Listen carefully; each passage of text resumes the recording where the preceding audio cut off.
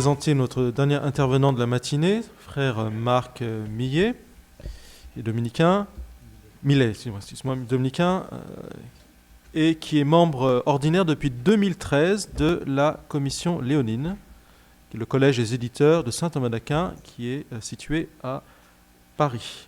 Et le titre de ta présentation est « Les procès de canonisation de Thomas d'Aquin, manuscrits et éditions ». Je remercie le frère Sébastien pour sa présentation. Je remercie le frère Philippe-Marie Margelidon pour cette proposition de participer à ce colloque.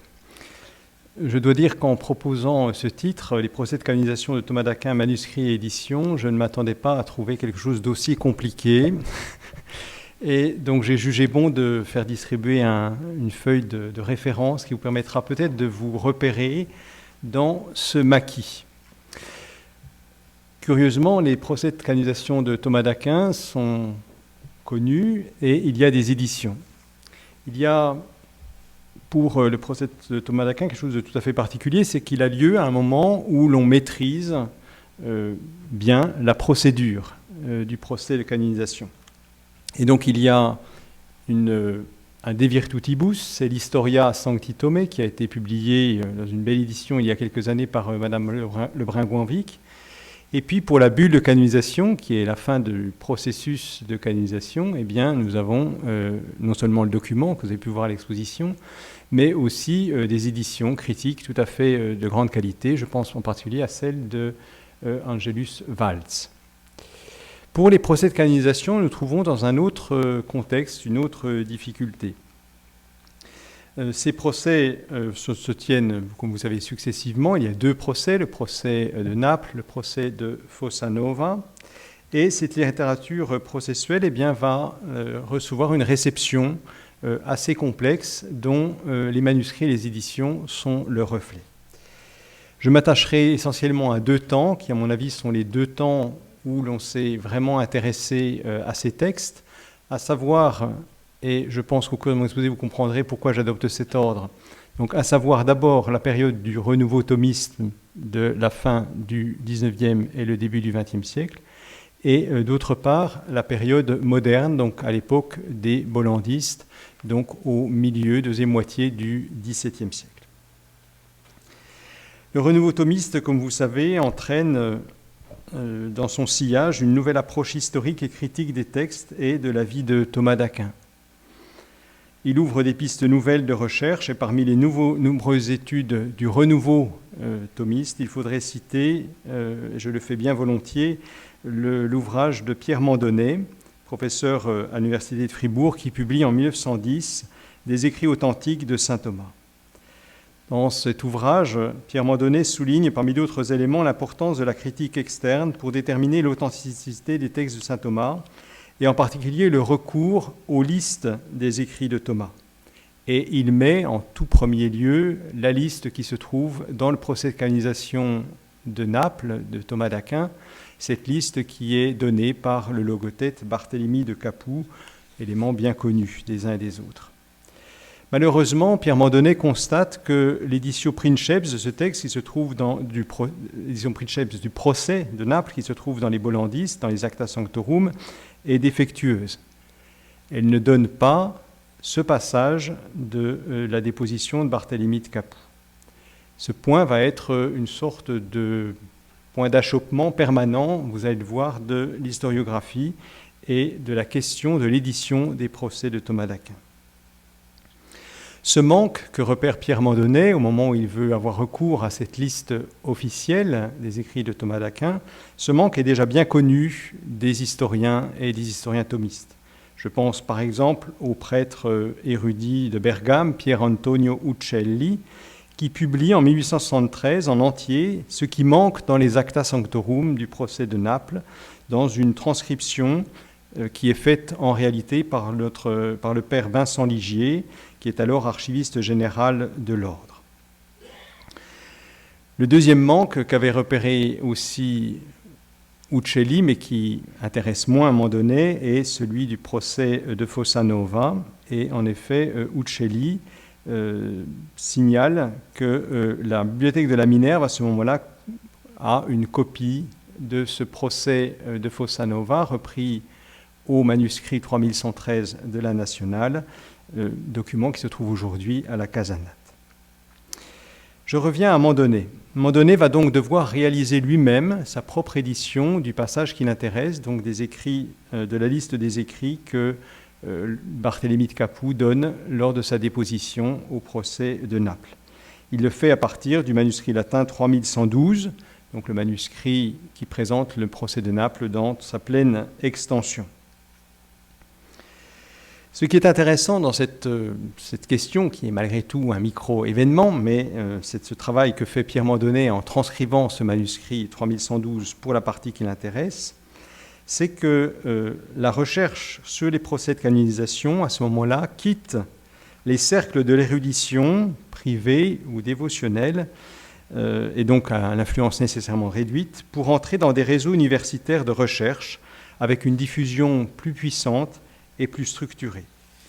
Cette position de Mandonnet face à ces sources est tout à fait significative, me semble-t-il, du contexte de transmission des textes de Thomas et de leur étude des aspects historiographiques qui va donner naissance à ce grand projet des Fontes Vitae Sancti Thomae, ce projet qui va être porté par la revue thomiste sur plus de 25 ans. Ces Fontes Sancti Thomae vont avoir deux artisans. Le premier est Dominique Prumeur et le deuxième, le frère Marie-Hyacinthe Laurent. Dominique Prumeur est bien connu, il est professeur de droit canonique, puis professeur à l'Université de Fribourg, où il enseigne la théologie morale pratique de 1908 à 1931, tout en occupant d'autres charges dans cette université. Il est universellement connu par ses manuels de théologie morale. Mais il n'est pas particulièrement préparé à des travaux d'édition de textes historiques. Il va publier donc 3 textes dans les Fontes Vitae Sancti Thomae, donc la vie de Thomas par Pierre Callot, Guillaume de Tocco et Bernard Guy, et il va le faire de 1911 à 1914, puis de 1924 à 1928. Vous l'avez peut-être tout de suite remarqué, c'est l'ordre que choisit Prumeur. Il choisit de mettre en priorité le texte de Pierre Callot. Dès 1912, donc le texte est publié en 1911, dès 1912, Pierre Mandonnet intervient et va contester ce point, cette priorité que Prumeur donne au texte de Callot. En effet, il est aujourd'hui tout à fait établi que le légendier de Pierre Callot, où se trouve cette vie de Thomas, a été composé en fait sur une longue période, qui commence sans doute avant 1340, mais il continue sa rédaction encore en 1342 et jusqu'à sa mort en 1348. Il est très difficile de situer le départ de ce légendier qui fonctionne sous un mode accumulatif, et donc il est très difficile de savoir quand commence ce rassemblement de textes.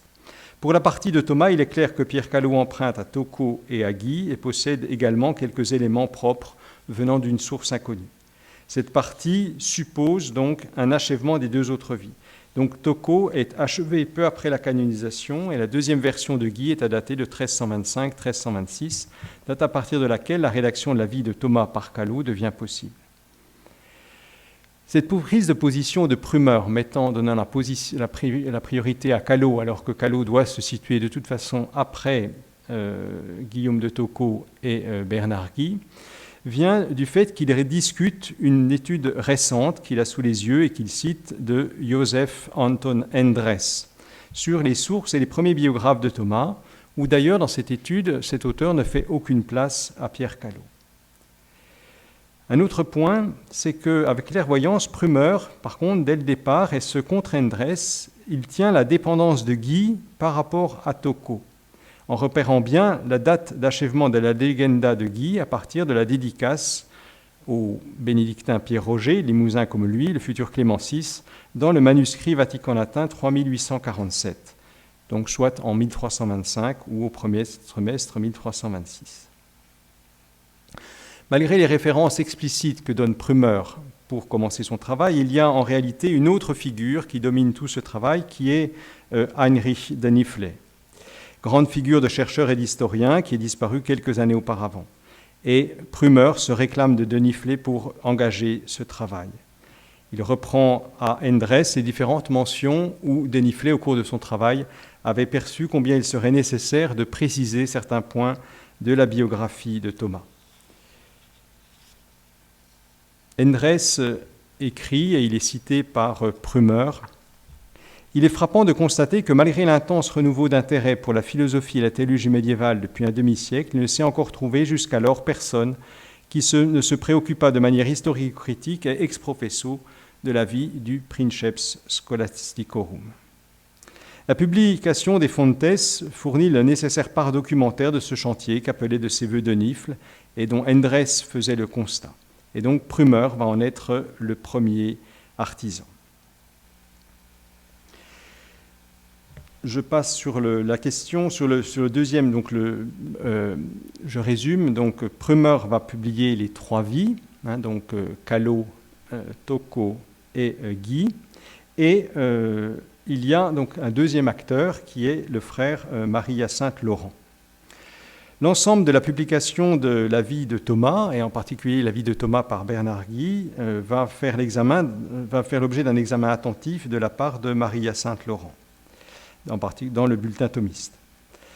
Son examen reste technique et assez critique. Si Prümer a bien suivi le manuscrit du Vatican latin 3847, qui est la grande référence pour la vie de Bernard Guy, puisque c'est quasiment un autographe, en tout cas un manuscrit dédié par Bernard Guy au pape, il ne prend pas le soin de noter les variantes avec d'autres manuscrits et éditions.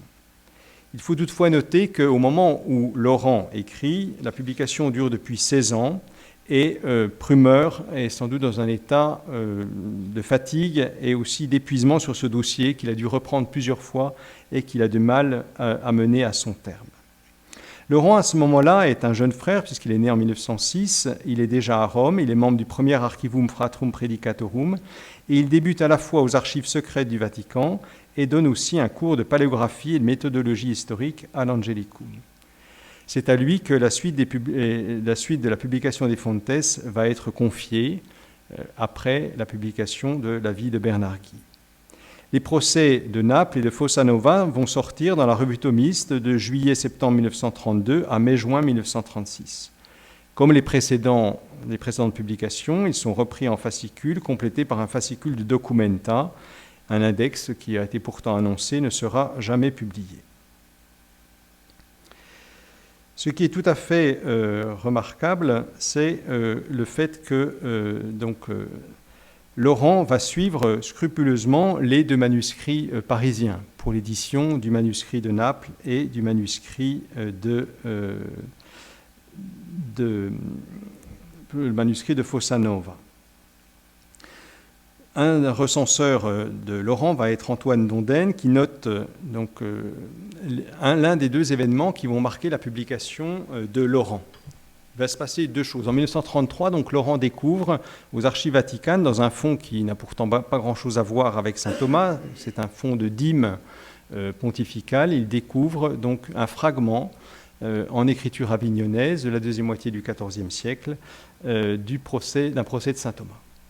Deuxième événement, pendant cette publication, les 2 ne vont pas être intégrés en aucune manière à la publication de Laurent, c'est la publication dans les Analectas Sacri Ordinis Fratrum Predicatorum par un membre de la Congrégation des Rites, José Rius Serra, d'un manuscrit qu'il dit être conservé à la Congrégation des Rites du procès de Naples. Ce procès est assez loin du procès de Fossa Nova. Ce procès est assez loin du texte du manuscrit que publie Laurent, donc celui de Paris, le 3113. Et ce manuscrit, curieusement, n'a jamais été vu par personne, sauf par celui qui en a fait l'édition. Je veux dire qu'il n'est pas mentionné par les bollandistes à aucun moment, il ne sera jamais mentionné après. Et lorsque moi-même j'ai essayé de le voir, il m'a été dit que le fond des manuscrits anciens de l'ancienne congrégation des rites, pour ce qui concernait les saints, avait été transféré à la Vaticane, et ce manuscrit ne s'y trouve pas. En tout cas, un scripteur que je connais a fait des recherches très approfondies et m'a dit « mais on ne trouve pas ce manuscrit ». Donc, En tout cas, Laurent ne va pas tenir compte de ce manuscrit, il le critique, il en fait le critique sans l'avoir vu, il ne prend que les mentions éditées par Rius Serra, et en tout cas, c'est un point en quelque sorte aveugle de cette tradition. Retenons de cette période, si vous voulez, la qualité du travail qui a été mis en œuvre de manière assez inégale, d'abord par Prümer, qui n'avait pas forcément tous les aspects critiques et historiques pour répondre aux questions qui lui étaient posées, et d'autre part l'engagement du frère Laurent, qui a publié un travail tout à fait conséquent et qui encore aujourd'hui reste la référence en matière de procès de canonisation de saint Thomas. Je prends maintenant le point de l'époque moderne, donc avec les bollandistes. Les auteurs de la période du Renaud thomiste, que nous venons de parcourir très rapidement, ont eu recours à l'édition des Acta Sanctorum, faite par les pères jésuites à Anvers en 1668. Cette édition offre pour la première fois, sous une forme imprimée, un dossier d'importance de textes hagiographiques de Thomas. Ce dossier a aiguisé sans cesse la sagacité des chercheurs et les a stimulés à se saisir du dossier des sources thomasiennes, et en particulier celui des procès, nous l'avons vu. En effet, cette édition prestigieuse, à bien des égards, comprend et présente deux manques majeurs en ce qui concerne les procès. D'une part, la publication d'un seul des deux procès, celui de Naples, donc il ne vous trouverez pas dans ce volume le procès de Fossa Nova, et d'autre part, dans le procès de Naples, une forme tronquée avec un manque important concernant en particulier la déposition de Barthélemy de Capoue et un moment clé pour l'érudition thomiste, donc cette fameuse liste des écrits de Thomas qui avait mobilisé Mandonnet. Le dossier sur saint Thomas se trouve dans le premier tome des Acta Sanctorum du mois de mars, donc à la date du Dies Natalis du 7 mars. Le dossier de texte et son prologue sont tout entiers sous la mouvance du voyage scientifique des auteurs jésuites, donc Henschen et Pabrock, et plus particulièrement de la partie italienne et romaine de leur périple. Il y a là une des caractéristiques du travail des bollandistes pour le dossier de Thomas. Le dossier de Thomas est un des premiers à en bénéficier. Non seulement la démarche de Jean Bolland au départ est de collecter des informations, d'avoir des correspondances érudites et de faire recopier des manuscrits à droite et à gauche, mais en 1660, donc, ils entreprennent pour la première fois un voyage qui est un voyage scientifique, un voyage raisonné, préparé, mais au cours duquel ils vont collecter directement des informations dans les bibliothèques et rencontrer des chercheurs. Ce dossier est extrêmement riche, en particulier dans son introduction. Je n'en détaille pas tous les aspects pour en venir à ce qui concerne le procès lui-même. Les bollandistes ne repèrent pas qu'il y a deux procès. Ils ont l'impression qu'il y a une enquête à différents endroits, Fossa Nova et Naples, ce que laisse d'ailleurs entendre certaines sources.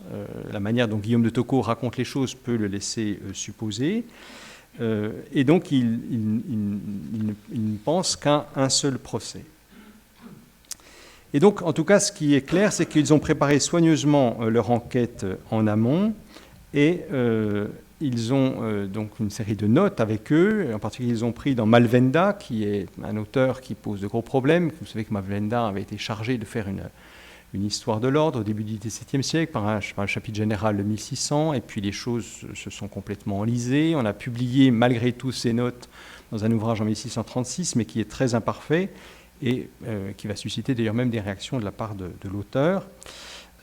Toujours est-il que voilà, donc les bollandistes se trouvent à Rome avec ce dossier. Donc les deux jésuites arrivent à Rome à l'invitation du pape Alexandre VII, ancien nonce à Cologne, sur l'assurance qu'ils pourraient avoir accès à de riches fonds de bibliothèque, dont la Bibliothèque apostolique vaticane.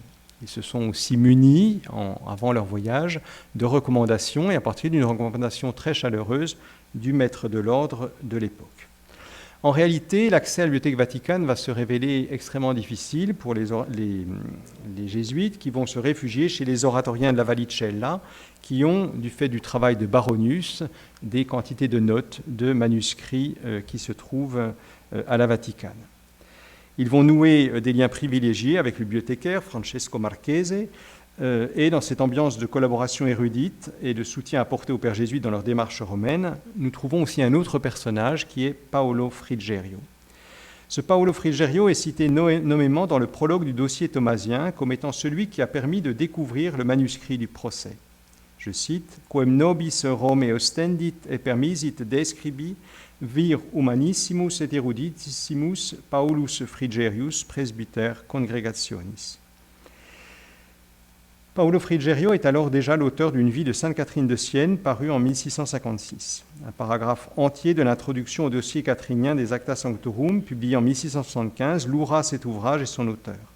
Donc, bien des années après, cette rencontre de l'oratorien demeure importante pour Pape Broc, auteur de ce volume. Au moment du séjour des érudits d'Anvers à Rome, Paolo Frigerio a vraisemblablement déjà en chantier une vie de saint Thomas et rassemble différents matériaux selon la méthode employée pour son ouvrage précédent. Cette vie de saint Thomas sera publiée la même année que le premier tome des Acta Sanctorum, en 1668. Pour connaître ce voyage des bollandistes à Rome, il y a d'autre part un journal, mais qui ne parle en aucun cas de la découverte de ce manuscrit. Il y a par contre des lettres, toute une série de lettres, où les bollandistes racontent les différents contacts avec les dominicains. J'arrive directement à la lettre du 5 août. Donc nous sommes le 5 août 1661. Donc cette lettre est donc une lettre de Henschen à Bolland. La lettre du 5 août rapporte que la veille, donc la fête de Saint-Dominique, dans l'après-midi d'une journée déjà studieuse, à relire des notes prises aux archives de Saint-Pierre, les jésuites sont passés au retour du déjeuner par le couvent des dominicains de la Minerve. Les lettres des bollandistes abondent de détails, y compris sur leur vie très, très concrète, au jour le jour. Et Henschen signale dans sa lettre « Examina vi processum canonizationis sancti Thomai Aquinatis ». Il écrit et ajoute qu'il a pris des notes et fait des comparaisons avec la vie manuscrite vue à Saint-Pierre, sans doute la vie de Guy, très répandue, dont il dit avoir aussi une version à Anvers. Nous sommes là donc au moment où les bollandistes vont découvrir un manuscrit, le manuscrit qu'ils vont publier du procès de Naples, qui se constituera donc l'éditio princeps de ce texte, même si c'est un texte fautif. Le manuscrit donc est connu de Frigerio, c'est dans l'introduction, et il oriente les bollandistes vers ce manuscrit qui est conservé à la Minerve.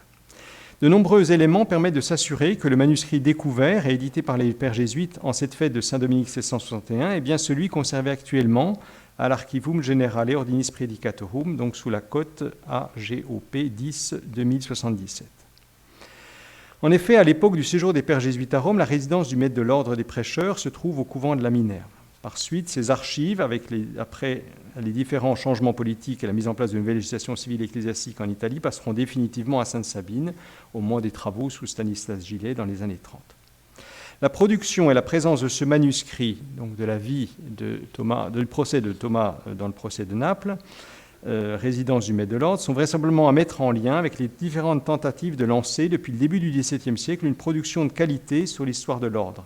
Et en particulier lors du chapitre général de 1656, qui est dans la suite du chapitre général de 1600, donne des directives concrètes sur la collecte et la constitution de fonds d'archives auprès du maître de l'ordre. Donc ce manuscrit est aujourd'hui conservé à Sainte-Sabine et d'une écriture moderne et peut-être du milieu du XVIIe siècle, effectivement. A-t-il été copié sur une copie du manuscrit de Paris, voire sur ce manuscrit lui-même avant son départ d'Italie? C'est possible. Ce qui est certain, c'est qu'il comporte exactement le manque apparu à la confrontation du manuscrit de Paris et de l'édition des Acta Sanctorum, constat qu'avait fait par exemple Mandonnet. À la page 714, au niveau F de l'éditio princeps, le lecteur passe insensiblement de la déposition de Barthélemy de Capoue à celle de Thomas de Adversa, soit du 8 au 16 août 1318. L'édition ne comprend donc pas la suite et la fin de la déposition du logothète du roi de Sicile, et elle omet toute une série de dépositions. Ce manque est important et montre que les pères jésuites n'avaient eu jusqu'alors effectivement accès à aucun autre témoin avec lequel ils auraient pu faire une comparaison. D'autre part, l'examen du manuscrit démontre également qu'au moment de sa réalisation, le copiste du manuscrit romain, celui de Sainte-Sabine aujourd'hui, avait sous les yeux un manuscrit complet. En effet, les recharges d'encre et les appuis de plume ne permettent pas de penser qu'un scribe passif aurait copié d'une seule venue un manuscrit qui porterait déjà un manque important. Le manque dans le manuscrit de Sainte-Sabine n'est donc pas un manque textuel, mais en fait un manque matériel, qui par la disparition d'un certain nombre de feuillets a entraîné une rupture du texte. Il a donc été nécessaire de laisser de côté des membres de phrases de part et d'autre du manque matériel pour restaurer une cohérence textuelle. Cette opération d'omission de ces membres de phrases n'est pas imputée forcément aux éditeurs, mais pourrait aussi venir des copistes à l'œuvre pour collationner cette découverte du 4 août 1661. Peut-on aller plus loin pour comprendre ce manque matériel ? Le document que j'ai pu examiner est fragile et léger, et il l'était sans doute déjà au milieu du XVIIe siècle. Il comporte 4 cahiers qui comptent des nombres de diplômes différents, 9, 10, 8 et 5 pour le dernier qui comporte ce manque. La cordelette de reliure du dernier cahier est distendue. Les feuillets manquants ont sans doute été arrachés par un lecteur indélicat, mais en tout cas intéressé par le contenu de ces diplômes qui contiennent, peu après la liste des écrits de Thomas, la liste des écrits de Thomas au cours de la déposition de Barthélemy de Capoue. Et donc cela ferait sans doute, d'après mes calculs, 4 diplômes, donc ce qui rapprocherait l'épaisseur de ce dernier cahier des 3 autres avec 9 diplômes avant le prélèvement malencontreux. Que sont devenus ces 4 diplômes qui allaient faire couler tant d'encre et tant de réflexion, puisqu'il retirait de l'édition des Bollandistes et de ce manuscrit la liste des écrits de Thomas de Barthélemy de Capoue. Il est évident que la raison de ce geste d'un lecteur indélicat provient de son intérêt pour la liste des écrits de Thomas. Dans sa vie de saint Thomas, Paolo Frigerio se réfère par des notes au procès de Naples. 10 au moins peuvent être repérés. Plusieurs se trouvent empruntés au procès à proximité du manque, en amont comme en aval. Une seule note à propos de la Catena Aurea renvoie à 2 passages du procès de Naples, dont la mention de cette glose dans la liste de Barthélemy de Capoue, qui se trouve dans le manque, précisément. C'est ici au moins la preuve que Frigerio connaissait le texte du procès de Naples dans son intégrité et en avait lui-même une copie complète ou pris des notes sur le manuscrit de la Minerve lorsqu'il était encore complet. Quoi qu'il en soit, par ces découvertes, les bollandistes apportent au dossier thomasien une contribution exceptionnelle. Ils donnent l'éditio princeps d'un des 2 procès de Thomas d'Aquin, celui de Naples, édition qui va sans tarder susciter des réactions au cœur des réseaux érudits de cette deuxième moitié du XVIIe siècle. Sur le chemin du retour, je vais aller en grands pas. Sur le chemin du retour, ils vont au couvent de l'Annonciation au faubourg Saint-Honoré à Paris rencontrer l'un de leurs amis de longue date, qui est le père, le grand érudit dominicain et helléniste François Combé-Fils. C'est un ami de longue date des dominicains, il est en relation épistolaire avec Bolland et Henschen. Et jusqu'à sa mort, donc il meurt en 1679, il va rester un correspondant et un collaborateur extrêmement régulier des bollandistes. Il est mentionné plus de 700 fois dans les Acta Sanctorum. Il sert aux bollandistes de guide pour différentes recherches, et en particulier, il leur remet une copie qu'il a dans sa possession du manuscrit Toulouse, Bibliothèque municipale 610, celui qui est exposé dans l'exposition, pour ce qui concerne donc la translation et les miracles de la translation de Thomas de Fossanova à Toulouse, le fameux texte de Raymond Hugon, texte qu'ils vont publier dans les Acta Sanctorum. Donc il leur remet une copie de ce texte qui à ce moment-là se trouve au couvent des dominicains de Toulouse. La période suivante va être marquée par une tension, un débat que vous connaissez sans doute, donc sur l'attribution de l'office du Saint-Sacrement à Thomas d'Aquin. En 1675, publication de la vie de Sainte Julienne du Mont-Cornillon, et les bollandistes, et pas Broc en l'occurrence, sans doute par un certain, excusez-moi du terme, mais chauvinisme, va donc retirer l'office du Saint-Sacrement de son attribution habituelle à Thomas, pour le placer beaucoup plus tôt, donc dans le contexte liégeois, qui est celui de Julienne du Mont-Cornillon. Vous savez que ce tort sera réparé en 1688, donc lorsque, dans les propylées qui accompagnent la publication des Acta Sanctorum, à propos de la notice sur Urbain IV, donc on rétablira l'authenticité thomasienne de l'office du Saint-Sacrement. Ce qui est plus intéressant, c'est qu'entre-temps, donc, les contacts continuent entre les bollandistes et les dominicains du couvent du faubourg Saint-Honoré.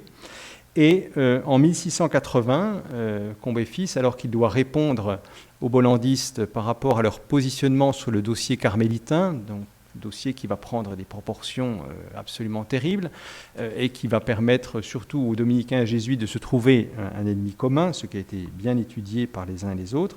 Donc Jacques Quétif prend position sur la question des carmes et en profite aussi pour adresser aux bollandistes une copie du procès de Fossa Nova. En effet, et c'est un des derniers éléments que je soulignerai ici, donc dans ces années 1667, donc 1660-1670, donc Étienne Baluse devient le bibliothécaire de Colbert. Il a la capacité, la possibilité donc d'acheter des quantités de manuscrits et de constituer une partie de ce qui est aujourd'hui le fonds de la Bibliothèque nationale en ce qui concerne les manuscrits. Et il va acheter donc au cardinal Guidi da Bagno, il va acheter donc les manuscrits, actuels manuscrits 3112 et 3113 de la nationale. Et évidemment, Combes fils est en relation érudite avec Baluse, va faire copier ce manuscrit 3113 et en adresser une copie aux bollandistes, copie qui se trouve toujours à la Bibliothèque des bollandistes à Bruxelles. Il y aurait une toute dernière figure à évoquer qui est celle du pape Benoît XIV, Prospero Lambertini, qui va s'intéresser lui aussi au procès de saint Thomas d'Aquin. Thomas d'Aquin ayant une valeur exemplaire, et y compris dans sa législation, puisqu'il fait partie des saints du Moyen-Âge, en tout cas cette période-là, dont nous possédons l'ensemble des pièces du dossier, l'Historia, les 2 procès et la bulle de canonisation. Il a, dans ses notes qui se trouvent à la bibliothèque universitaire de Bologne, se trouve une copie du procès de Fossa Nova, puisqu'il ne le trouve pas dans les Acta Sanctorum. Il n'a pas encore accès aux petits fragments que Baluse a publié de la liste des écrits de Thomas, mais comme son livre sur les papes d'Avignon donc est très rapidement mis à l'index, la diffusion va être extrêmement réduite. Et en tout cas, donc, il doit de toute façon recourir à une copie pour avoir accès au procès de Fossa Nova. Il le cite dans son fameux De Servorum Dei Beatificatione et Beatorum Canonisatione, publié entre 1734 et 1738, mais en réalité ne se réfère pas à ces notes manuscrites, mais se réfère à une édition imprimée. Enfin, en réalité, il cite une lettre pontificale qui est déjà publiée d'autre part, donc chez Psovius, dans la suite de Baronius. Je conclus. Vous l'avez peut-être remarqué, donc d'abord, il y a une sorte de surabondance de mentions que j'ai dû faire en entrant dans ce dossier. Les choses semblaient relativement simples, en tout cas de notre point de vue historique contemporain. Cet exposé nous permet au moins de descendre dans toute une série de réseaux qui se superposent. Réseau de l'érudition du renouveau thomiste de la fin du XIXe et de la première moitié du XXe siècle, avec un projet de longue haleine, un projet difficile à mener, un projet qui rencontre quelques difficultés, mais qui va arriver à son terme et qui donne naissance à ce volume de 770 pages, toujours très utile, des Fontes X Historiae Sancti Thomé Aquinatis. D'autre part, un autre réseau qui est celui des projets des Acta Sanctorum, un projet d'érudition, même si c'est un projet aussi hagiographique. Il y a toujours une rencontre ici entre la dévotion et l'érudition chez les bollandistes, et en même temps, eh bien, pour la première fois, une vraie démarche scientifique. Une démarche scientifique avec une analyse des sources imprimées, une confrontation avec les sources écrites, et aussi la constitution d'un véritable réseau d'érudits, et aussi des voyages scientifiques, donc des rencontres sur le terrain avec à la fois des documents et des acteurs de la science historique de l'époque. Il reste peut-être une question pendante qui serait eh bien, cette question finalement à la fois, et c'est peut-être ce qui m'a le plus surpris, le peu de manuscrits médiévaux transmis par Thomas, mais là il faudrait faire une enquête sur d'autres procès de canonisation de la même époque, voir comment ils se sont transmis. Par exemple, nous n'avons pas les actes de procès de canonisation de Saint-Louis, quelques dizaines d'années auparavant. Il faudrait regarder de plus près comment les choses se sont faites. Et d'autre part, ce qui m'a beaucoup frappé, c'est aussi le nombre de copies de l'époque moderne, voire même encore au XIXe siècle, où l'on copie ces textes et on essaie de pallier au manque de l'édition des Acta Sanctorum, qui, vous l'avez compris, ont été une espèce de catalyseur de toute cette érudition autour de l'histoire de Thomas d'Aquin. Je vous remercie de votre attention.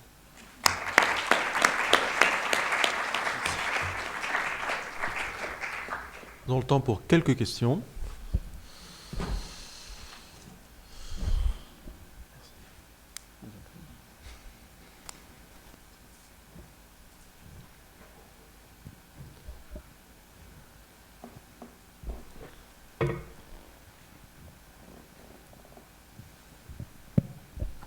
Frère Cyril.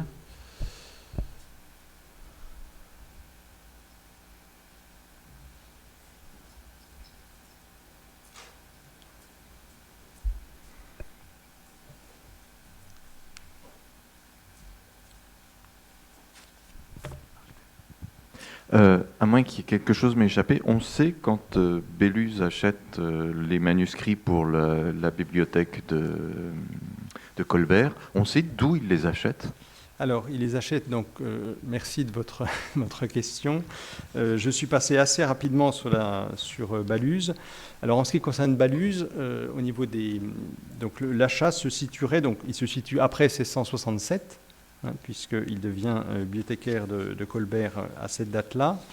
D'autre part, pour une datation précise, la difficulté, c'est que vous savez peut-être qu'on a plusieurs catalogues. Baluse a fait plusieurs catalogues de la bibliothèque de Colbert et on peine à les placer chronologiquement les uns par rapport aux autres. Il n'y a pas que je sache, pas d'études complètes là-dessus. J'ai pu consulter l'un de ceux qui sont en ligne, parce que je travaille comme tout le monde, mais je n'ai pas pu aller beaucoup plus loin. Donc on serait dans une fourchette qui serait donc entre 1667 au plus tôt, qui est l'entrée en fonction de Baluse, et d'autre part donc la transmission de la copie par Quétif à la mort de Combes fils en 1680. Voilà. Le manuscrit donc lui est acheté au cardinal Guidi di Bagno, je ne sais jamais si c'est Guidi di Bagno ou Guidi di Bagni, mais enfin le cardinal qui avait été nonce apostolique en France et qui est un grand collectionneur de manuscrits. Et c'est à lui donc Enfin, en réalité, ça vient du duc de Richelieu. Excusez-moi, ça vient du duc de Richelieu qui l'offre à Colbert, qui lui-même le tenait de Guidi di Bagni. Il y a un article de Madame Le Sage sur la question.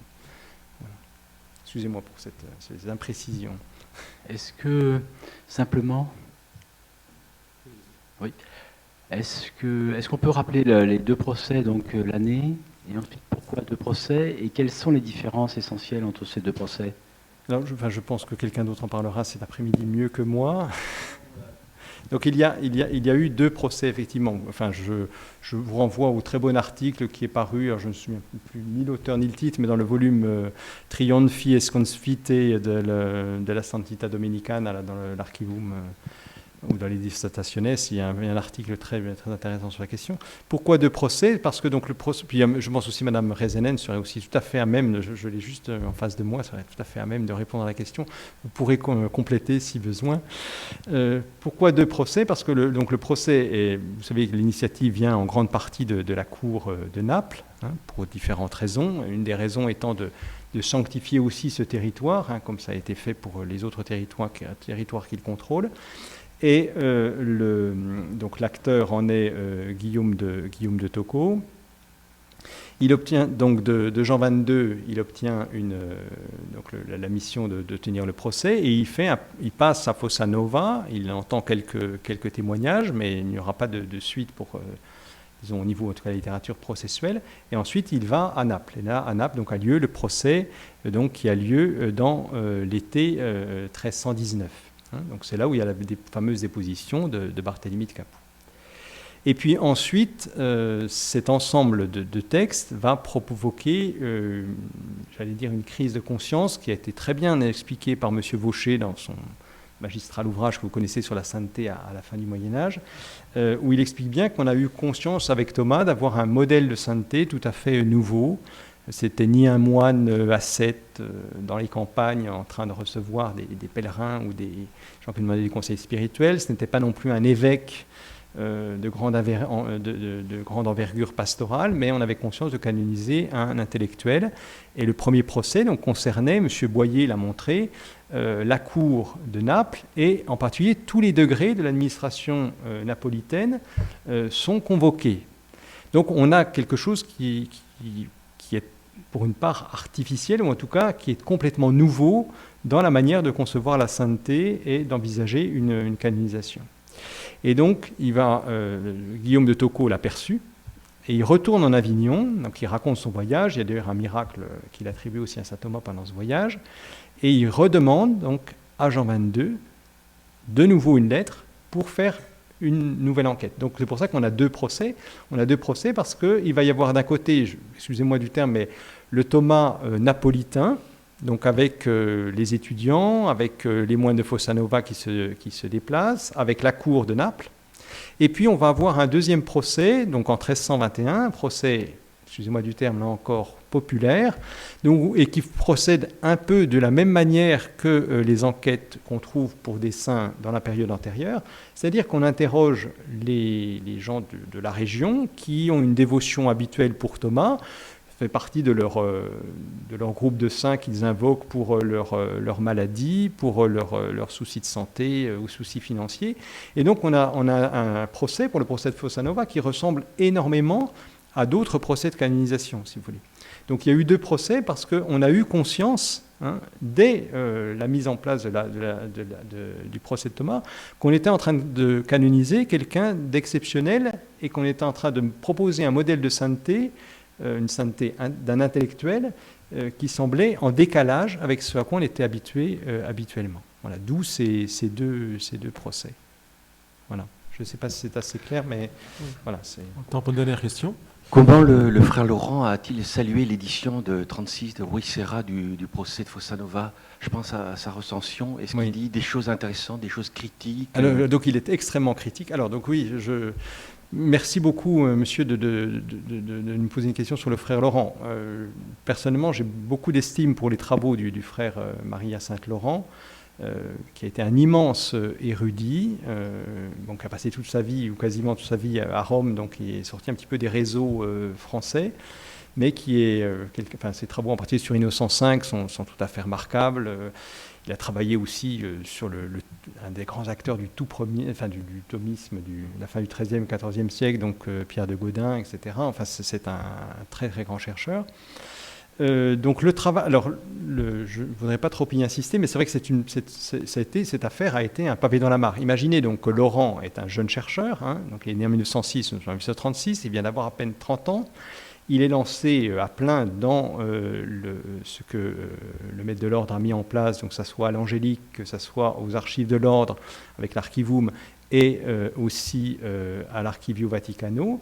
Et voilà donc dans le bulletin officiel, dans les Analecta, qui théoriquement depuis 1930, c'est écrit, ne doivent plus publier d'études historiques, on publie en 1930 donc quelqu'un qui est de la Congrégation des Rites, qui publie intégralement un manuscrit, donc c'est très long, il y a deux articles, vous avez je vous ai mis les références sur la feuille, qui publie donc ce texte, et donc dans le bulletin officiel, alors que lui-même, officiellement, est en train de terminer, est en train d'achever, c'est sous presse, donc l'édition du procès de Fossanova.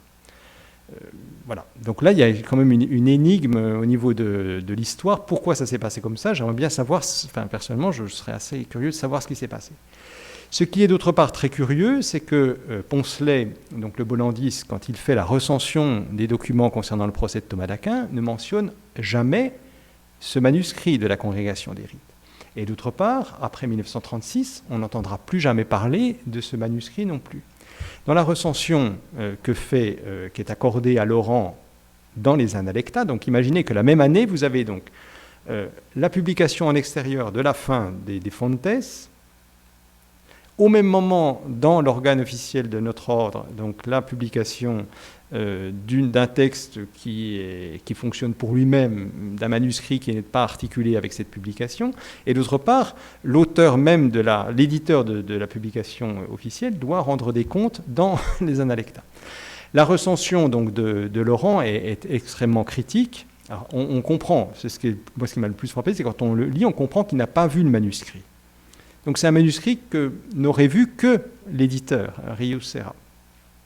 Et d'autre part, donc, il fait toute une série de critiques, en particulier parce que Rius Serra proposait que ce manuscrit soit soit antérieur au 3113, ce qui est complètement impossible. Donc Laurent donne des listes, en particulier au niveau des toponymes, au niveau aussi des différents acteurs, certaines graphies et le type de papier utilisé, etc. Donc il donne toute une série d'arguments qui sont, à mon avis, tout à fait recevables, mais qui sont malheureusement impossibles à vérifier, puisque ce manuscrit, au moment de la création de la congrégation du culte divin et d'autre part de la congrégation pour la cause des saints, donc ce manuscrit étant un manuscrit médiéval, s'il était encore à Rome à ce moment-là, est passé à la Bibliothèque apostolique Vaticane, et dans les inventaires de la Bibliothèque Vaticane, il n'apparaît nulle part. Voilà. Et le scripteur que j'ai pu consulter est allé dans les soutes, quoi. Il est allé ouvrir les dossiers. Il m'a dit, mais j'ai absolument rien trouvé. Voilà. Et moi, personnellement, je me demande, soit le document est parti avec ce chercheur lorsqu'il est retourné en Espagne, soit c'était autre chose, mais je ne sais pas quoi. Voilà. J'espère avoir répondu à votre question. En tout cas, pour moi, c'est un plaisir de saluer le travail du frère Laurent, et que je recommande à l'attention des chercheurs, y compris ceux d'aujourd'hui.